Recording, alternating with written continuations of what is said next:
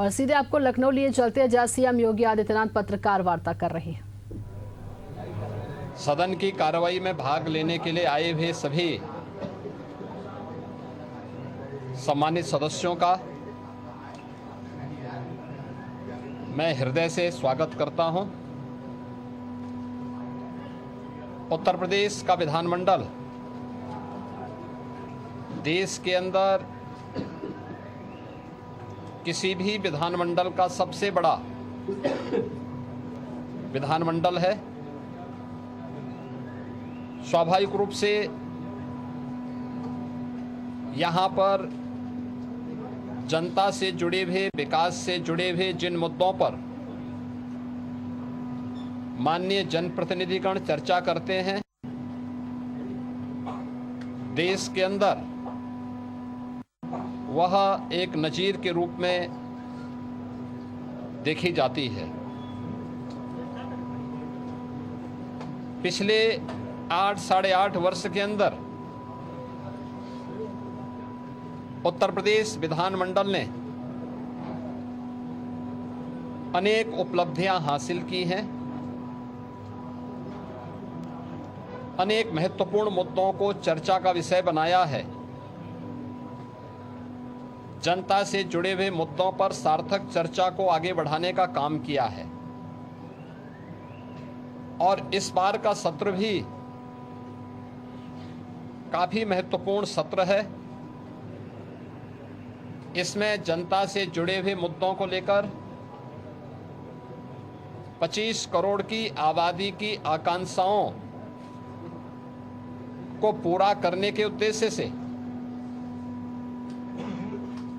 विधायिका की भूमिका किस रूप में आगे बढ़ती है, इन सब पर बहुत महत्वपूर्ण एजेंडे के साथ हम लोग इस सत्र में, यहाँ पर मानसून सत्र में यहाँ पर उपस्थित हुए हैं। आज से सत्र प्रारंभ होगा, तो सत्र प्रारंभ होने के साथ ही क्वेश्चन आवर, जिसमें माननीय सदस्यों के द्वारा जनता से जुड़े हुए महत्वपूर्ण मुद्दों को प्रश्न पूछे जाएंगे। 0 आवर में अपनी बातों को रखा जाएगा और सरकार की तरफ से उन सब का एक सार्थक जवाब भी उपलब्ध करवाया जाएगा।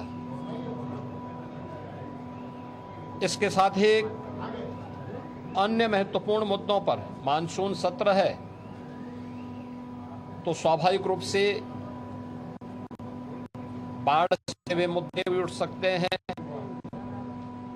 इसके अलावा अत्यधिक बारिश के कारण जल जमाव से जुड़े हुए मुद्दे भी उठेंगे। सरकार के स्तर पर क्या कार्रवाई हो रही है, स्वास्थ्य से, शिक्षा से जुड़े हुए मुद्दों पर सरकार ने पिछले 8-8.5 वर्ष के अंदर जो कुछ भी किया है, इन सब मुद्दों पर भी परिचर्चा होगी। यह सत्र इस बार का इसलिए भी महत्वपूर्ण होगा कि आदरणीय प्रधानमंत्री जी की प्रेरणा से देश की स्वाधीनता दिवस का अमृत काल का यह 3रा वर्ष है। और इस 3रे वर्ष में यद्यपि प्रधानमंत्री जी ने देश की स्वाधीनता दिवस के अवसर पर पूरे देशवासियों को विकसित भारत के साथ जुड़ने का आह्वान किया था। विकसित भारत, विकसित उत्तर प्रदेश, आत्मनिर्भर भारत, आत्मनिर्भर उत्तर प्रदेश। विकसित उत्तर प्रदेश और आत्मनिर्भर उत्तर प्रदेश के लिए सरकार का और उत्तर प्रदेश वासियों का विजन क्या है, पहली बार देश के किसी सदन में इस मुद्दे पर चर्चा होगी। और इसके लिए भी मैं सभी सम्मानित सदस्यों से कल दलीय नेताओं की बैठक में भी इस पे चर्चा हुई थी और दलीय नेताओं की बैठक में भी इस पर बहुत सारे मुद्दों को आगे बढ़ाने के बारे में एक सहमति बनी थी।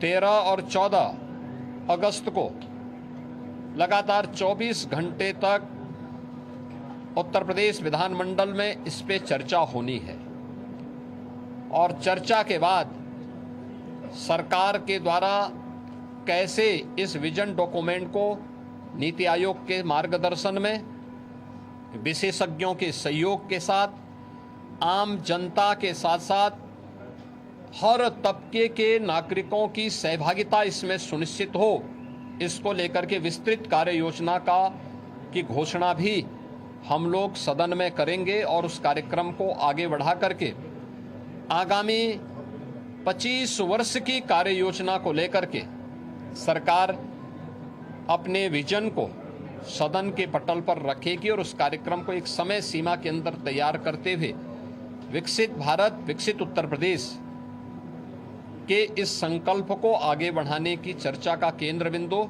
हमारा सदन बनेगा। मेरी अपील होगी कि सरकार ने पिछले 8-8.25 वर्ष के अंदर प्रदेश के विकास को लेकर के, प्रदेश की अर्थव्यवस्था को लेकर के, प्रदेश के इंफ्रास्ट्रक्चर को लेकर के, प्रदेश में गरीब कल्याण को लेकर के, समाज के हर एक तबके को लेकर के, क्या गांव है, क्या गरीब है, क्या किसान है, क्या श्रमिक है, क्या युवा है, क्या महिलाएं हैं, क्या व्यापारी हैं, इन सब के उत्थान के लिए बेहतरीन प्रयास किए हैं और उसकी चर्चा देश के अंदर भी होती है। देश उसको सराहता है। तमाम राष्ट्रीय और अंतर्राष्ट्रीय संस्थाओं ने उसकी मुक्त कंठ से प्रशंसा की है। उत्तर प्रदेश के परसेप्शन में जमीन आसमान का अंतर आया है, लेकिन उस सब के बावजूद हम स्वागत करेंगे उन सभी प्रस्तावों का जो सदन में चर्चा के लिए आएंगे, जनता से जुड़े हुए होंगे, उत्तर प्रदेश के विकास से जुड़े हुए होंगे, उत्तर प्रदेश के युवाओं से जुड़े होंगे।